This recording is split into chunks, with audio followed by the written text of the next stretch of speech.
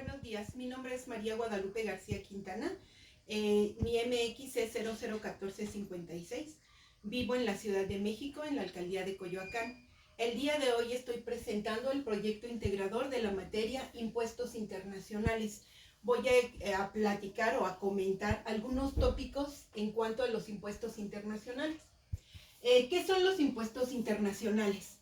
Son el instrumento central para dar forma a los procesos sociales de las personas físicas o morales, cuyas cargas o tributos fiscales gravan en dos países a la vez. ¿Qué es la doble tributación? La doble tributación consiste en dos o más estados o países cobren tributo sobre un mismo hecho económico. En cuanto a los dos métodos para evitar la doble tributación internacional, tenemos el método de exención y el método de imputación. En cuanto a los 5 países con los que México tiene convenios en materia tributaria internacional, es Canadá, España, Ecuador, Perú y Rusia, entre otros.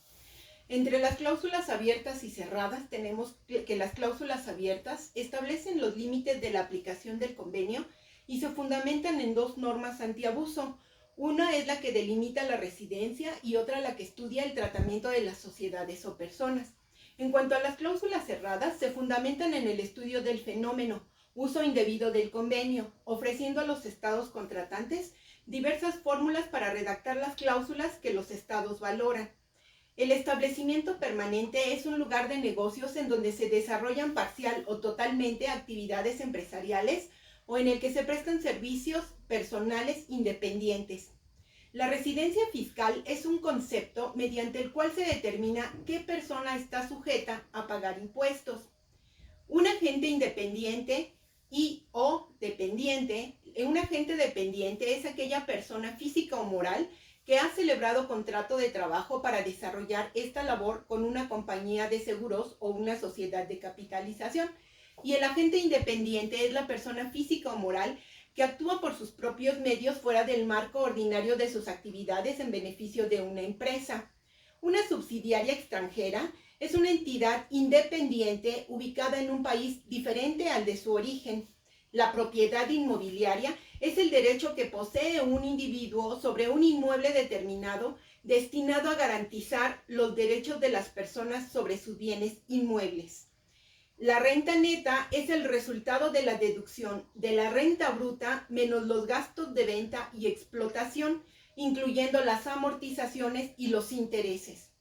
El costo fiscal es el valor de los bienes adquiridos por el contribuyente. Los precios de transferencia, según la OCDE, son aquellos precios a los que una empresa transmite bienes materiales y activos intangibles o presta servicios a empresas asalariadas. Un dividendo es el resultado o beneficio generado por una organización y que se reparte entre sus accionistas. Un interés es cualquier beneficio económico derivado de una rentabilidad generada por algún activo económico. Una regalía son las cantidades de cualquier clase pagadas por el uso o la concesión de uso de derechos de autor sobre obras literarias, artísticas o científicas.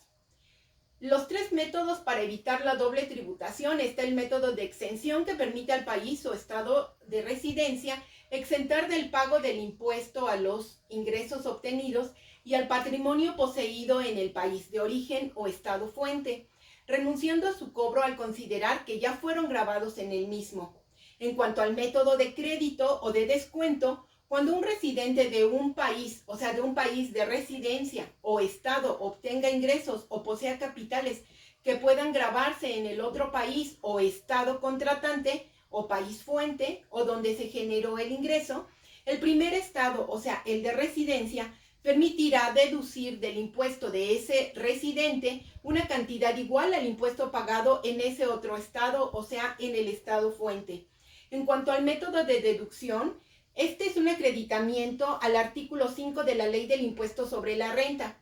En México, los residentes tienen permitido acreditar el ISR que hayan pagado en el extranjero, o sea, ingresos procedentes de fuentes de riqueza ubicadas en el extranjero, siempre y cuando dichos ingresos se encuentren grabados en la ley del ISR. Dicho acreditamiento solo procederá siempre que el ingreso acumulado incluya el ISR pagado en el extranjero. Pues como ustedes pueden ver, todos estos conceptos son de suma importancia para poder entender cómo trabaja, cómo es los impuestos internacionales. Es muy importante para los contadores que no sabemos realmente cuál vaya a ser nuestra función cuando tomemos un trabajo, conocer todos estos tópicos. Muchas gracias.